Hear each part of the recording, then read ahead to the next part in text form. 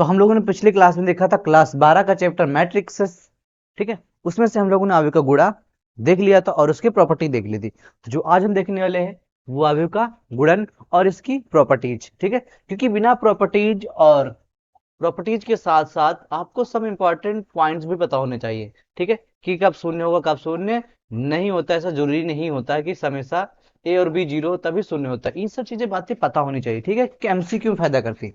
अब देखो, सबसे पहले गुणा की बात करें, मान लेते हैं लेटेस्ट दो हम आयु ले लेते हैं, 1 2 3 0 2 4, 1 2 मतलब 1 0 2, और एक ले लेते हैं बी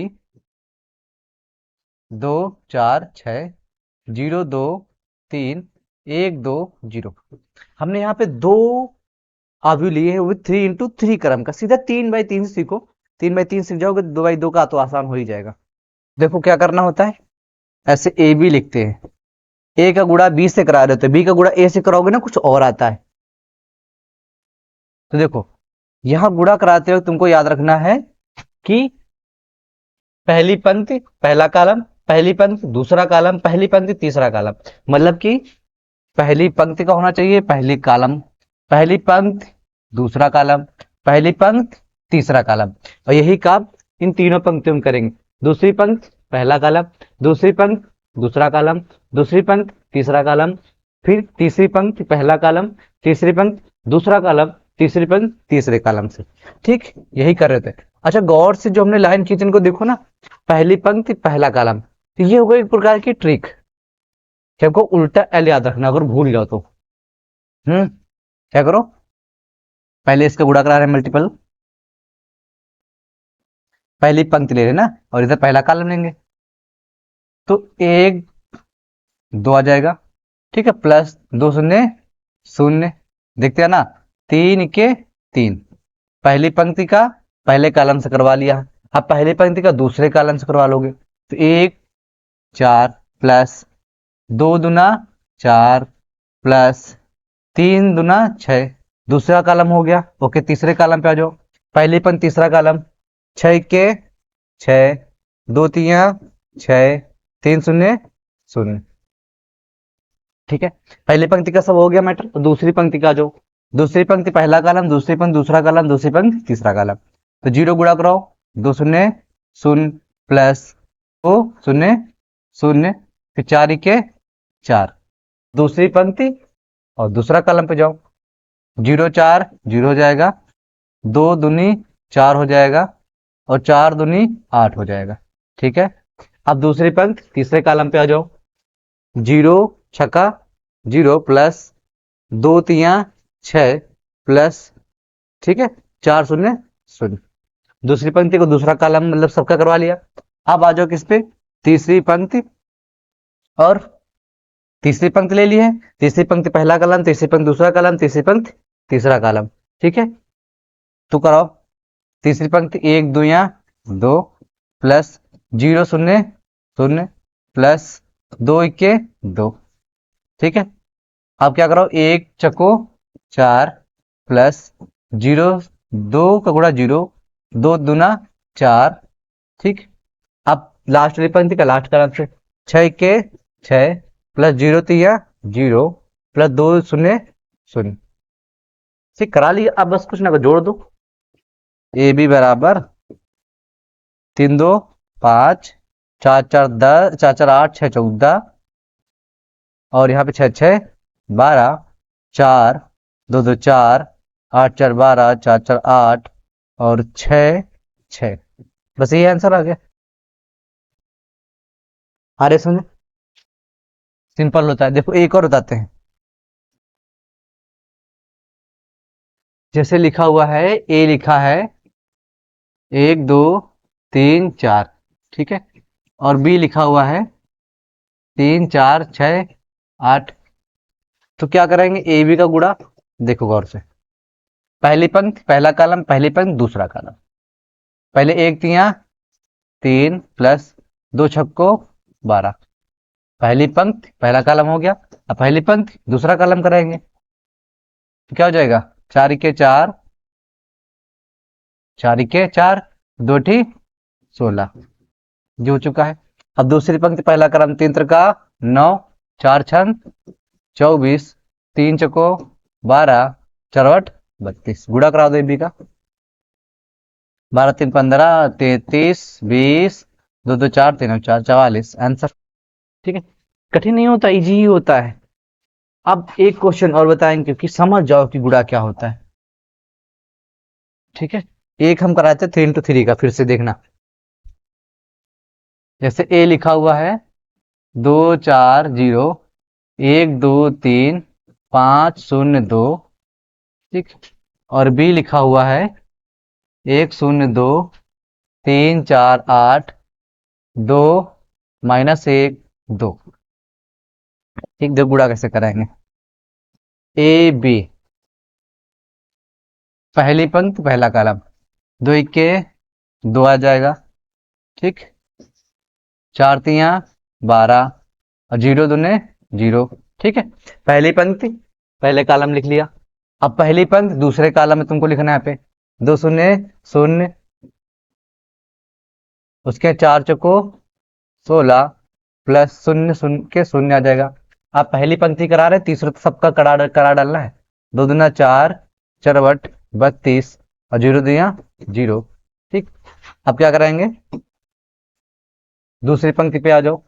ठीक, दूसरी पंक्ति पहला कॉलम 1 के 1 प्लस 2 तियां 6 प्लस 3 दूना 6।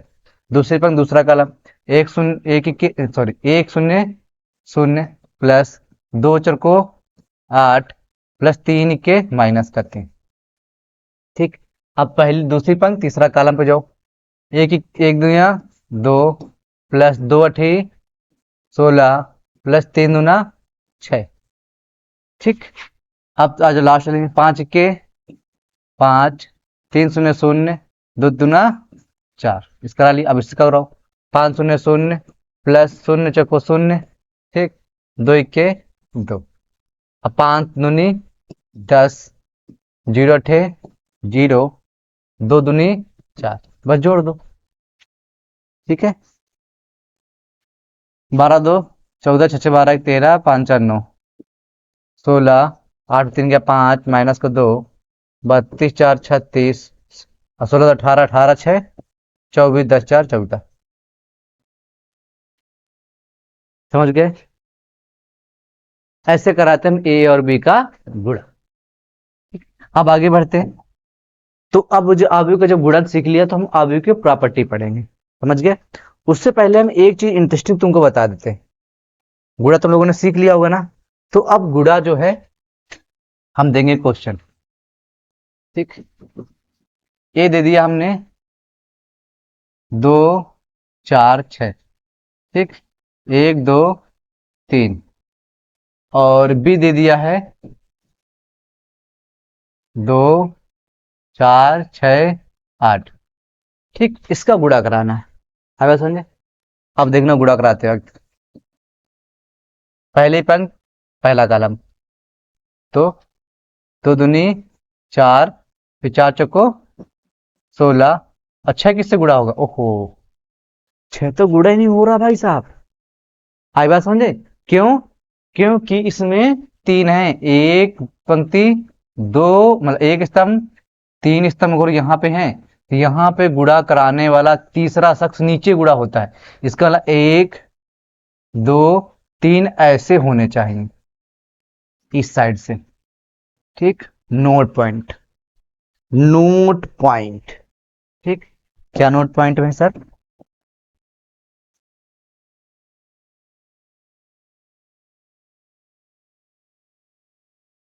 अव्यूहों का गुणन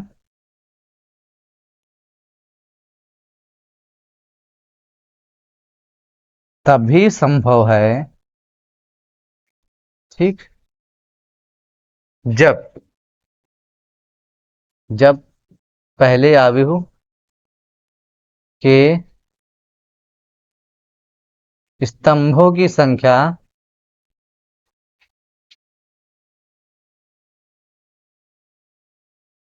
समान होनी चाहिए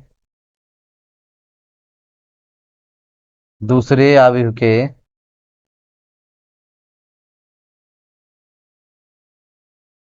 दूसरे अवयव की पंक्तियों की संख्या के।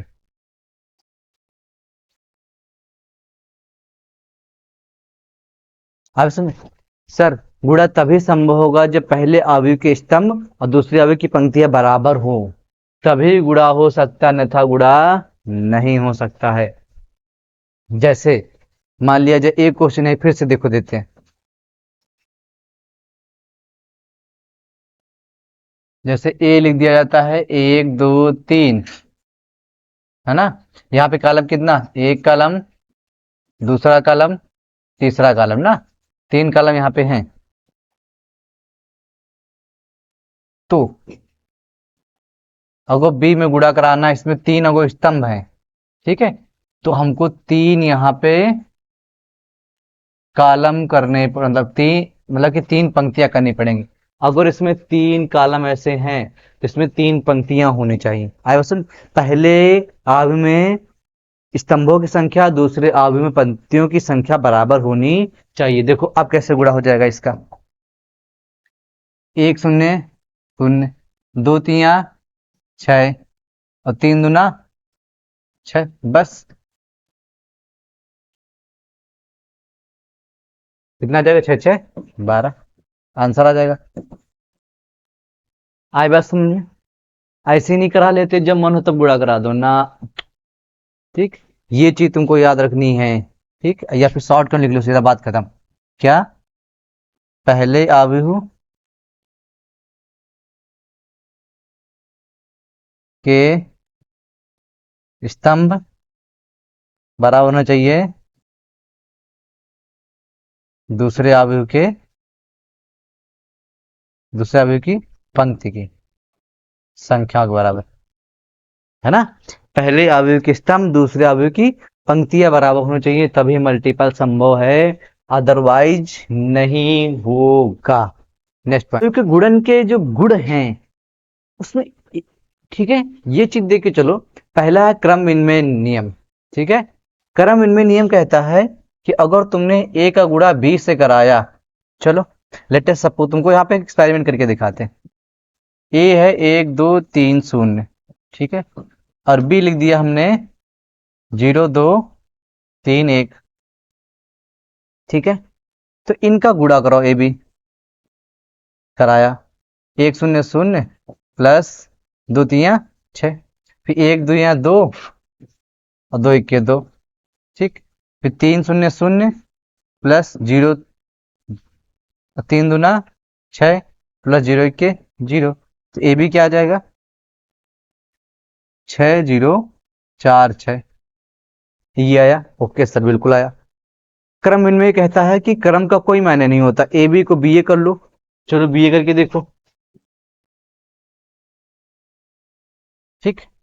तो बी एक मतलब होता है कि अब की बार बी को ए से गुणा कराना है, और ये कराते वक्त बी को हमेशा पहले लिख लेना, कोशिश करना 0 2 3 1, फिर लिख लेंगे ए कितना है 1 2 3 0, ठीक। पहली पंक्ति, तो 0 के 0 प्लस 2 3 6, 0 2 0 प्लस 2 0 0, 3 के 3 प्लस 1 3 3, 3 दूना 6 प्लस 1 0 0, बी ए कितना आ जाएगा 6 6 0 6। ओहो, ये ए बी आया है 6 4 0 6, ये आया 6 0 6 6। इसका मतलब सर, ए का गुणा को बी से कराओगे, बी का गुणा ए से कराओगे तो बराबर नहीं हो सकता, ठीक है। कुछ पॉसिबिलिटीज में बराबर हो भी जाएगा, भले ये जरूरी नहीं है कि ए बी बराबर बी ए आवश्यक हो, ठीक। यह जरूरी नहीं है, ठीक। और ये हमेशा ऐसा ही नहीं है कि बराबर नहीं होता, कुछ कंडीशन बराबर भी हो सकता है। यह आवश्यक नहीं है कि ए बी का गुणा बी ए के बराबर ही आ जाए। आया समझे, ये होता क्रम विनिमय। नेक्स्ट सहचर नियम कहता है कि तुम चाहे ए का बी से गुणा करो, फिर उसमें सी से गुणा करो, और चाहे पहले तुम बी और सी गुणा कराओ फिर ए से गुणा कराओ, सहचर नियम फॉलो होता इसमें है, ठीक। नेक्स्ट कहता है वितरण नियम। अगर जो 3 अवयव तुम्हारे पास दिए गए ए बी, बी प्लस सी, मतलब कि ए दिया, अब एक बी दिया गया, अब एक सी दिया, तो पहले उनको जोड़ो, फिर ए से गुणा करा दो, या फिर डायरेक्ट पहले गुणा करा के फिर जोड़ो, बराबर आता है। ठीक, पहला नियम के लिए याद करके रखना है। अब ये सब इंपॉर्टेंट पॉइंट्स कहता है कि अगर तुमने मान लिया जाए हल किया, ठीक है, और हल करने पर आंसर ए बी जीरो आ रहा, क्या हो रहा हो, जीरो, तो ऐसा जरूरी नहीं है कि ए भी जीरो हो बी भी जीरो हो। देखो पहली पॉसिबिलिटी क्या बनती है, कह रहा है यदि ए बी शून्य अवयव आ जाए, क्या आ जाए, यदि ए बी शून्य अवयव आ जाए तो पहले कंडीशन कहता है कि अगर ए 0 0 0 हो और बी क्या हो, बी भी 0 0 0 हो, तो जाहिर सी बात है ए बी कितना आ जाएगा, 0 0 0 0 आ जाएगा, तब तो ए बी शून्य आएगा ही। ठीक, लेकिन ऐसा जरूरी नहीं है कि ए और बी दोनों शून्य अवयव ना हो, ऐसा भी हो सकता है कि ए और बी दोनों शून्य अवयव ना हो, समझे ना, दोनों शून्य अवयव ना हो तब भी शून्य आ सकता है। ठीक है, देखो इसका एग्जांपल देखो, इस वाले क्या हो जाएगा, ए बराबर 0 2 0 0, बी हो जाएगी 0 0, क्या हो जाएगा 0 2। अब गुणा कराओ, ए बी क्या हो जाएगा, देखो यहाँ पे हमने क्या लिया है, ए भी जीरो अवयव नहीं है और बी भी जीरो अवयव नहीं है। अब गुणा करो, क्या हो जाएगा 0 + 0, ठीक है, 0 और प्लस 2 शून्य शून्य। अब नीचे लिस्ट करो, 2 शून्य शून्य प्लस 0 0 0, इसका कराओ 2 शून्य शून्य प्लस 0 0 2 0, तो ए भी कितना आ चुका है, 0 0 0 0। ठीक, इसका मतलब कि क्या, ए और बी दोनों शून्य अवयव ना हो तब भी ए बी शून्य अवयव हो सकता है, ऐसा जरूरी नहीं है। अगर ए बी शून्य आया हो तो ए और बी में से दोनों शून्य हो, या तो ए जीरो हो तो बी जीरो, दोनों में से कोई भी जीरो नहीं हो सकता है, तब भी इसका आंसर जीरो ही आएगा। अगर जो मान लिया जाए सी पॉइंट, अगर जो ए शून्य अवयव है बी शून्य अवयव ना हो, ठीक है, समझ गए, तो देखो क्या होगा, ए मान लिया जाए शून्य अवयव 0 0 0 0 और बी दिया गया है 1 2 3 4, तो ए बी कितना होगा देखो जरा, 0 के 0 प्लस 0, सब गुणा कराओगे 0 ही 0 आएगा, नीचे से करा लो 0 + 0 0 + 0। इसका मतलब कि दो में से कोई भी एक अवयव अगर जीरो है, दो में से कोई भी एक अवयव जीरो है तो ए बी शून्य ही आएगा, चाहे ए जीरो हो चाहे बी जीरो हो, तो ए जीरो ना हो तब भी क्या आएगा, ए बी शून्य ही आएगा। वैसा जरूरी नहीं है कि ए जीरो हो बी जीरो हो, ठीक है, तभी शून्य अवयव आएगा, अगर शून्य दोनों नहीं तब भी शून्य आ सकता है। ये देखो एग्जाम्पल, ठीक है, तीन पॉसिबिलिटी बने, कौन कौन सी, हो सकता हो कि ए जीरो बी जीरो हो तब तो जीरो आएगा ही, ए जीरो है बी जीरो नहीं है तब भी जीरो आएगा, ए जीरो नहीं है बी जीरो है तब भी जीरो आएगा। ठीक, और मान लिया अगर ऐसी पॉसिबिलिटी दोनों जीरो ना हो तब भी जीरो आ सकता है, आ सकता है। आगे देखो, ए बी जीरो हो तो जरूरी नहीं है कि बी ए भी शून्य हो, ऐसा जरूरी नहीं है। ठीक, ए बी अगर शून्य हो तो ऐसा जरूरी नहीं है कि बी ए भी शून्य आ सकता है। नेक्स्ट, अवयव का गुणा निरसन कैंसलेशन का पालन नहीं करता है। जैसे मान लिया जाए ए दे देते हैं कुछ 2 4 6 8, ठीक, और बी दे दिया है 1 2 3 4 और सी दे दिया है 1 2 0 3, ठीक। और तुम्हारे कहने मतलब है कि अगर जो गलती से माना शायद ना हो, इनके हिसाब से अकॉर्डिंग शायद नहीं हो सकता है, तुमको इस पे ध्यान देना है। अगर गलती से तुम कह रहे हो कि ए बी जो है ना बी सी के बराबर है, ए बी का गुणा बी सी के बराबर है, तो तुम बिल्कुल नहीं कहोगे ना कि बी बी से काट दे और ए सी के बराबर होगा, ऐसा नहीं, ये कैंसिलेशन नियम लागू नहीं होता कि काट दें। ए बी का गुणा तुमको ए बी कराना है, फिर बी सी का गुणा बी सी से कराना है, उसके बाद देखना है कि बराबर हो रहा या नहीं हो रहा है। आ रही बात समझे, तो अब जो नेक्स्ट होगा उसमें क्या देखेंगे, एक्सरसाइज देखेंगे। केवल हमारा मकसद ये था कि इसमें केवल गुणा सिखाया जाए कि 3 × 3 क्रम कैसे होता है, 2 × 2 क्रम कैसे होता है, 1 इंटू 1 क्रम कैसे होता है, 1 इंटू 1 का तो 1 ही गुणा करा लेना है। और एक चीज और सिखानी थी कि ऐसा जरूरी नहीं है कि ए बी का गुणा बी ए के बराबर ही आता है। और एक चीज और इंपॉर्टेंस में याद रखनी है कि गुणा तभी संभव होता है जब पहले आवयव के स्तंभ की संख्या दूसरे आवयव के पंक्तियों की संख्या बराबर होनी चाहिए।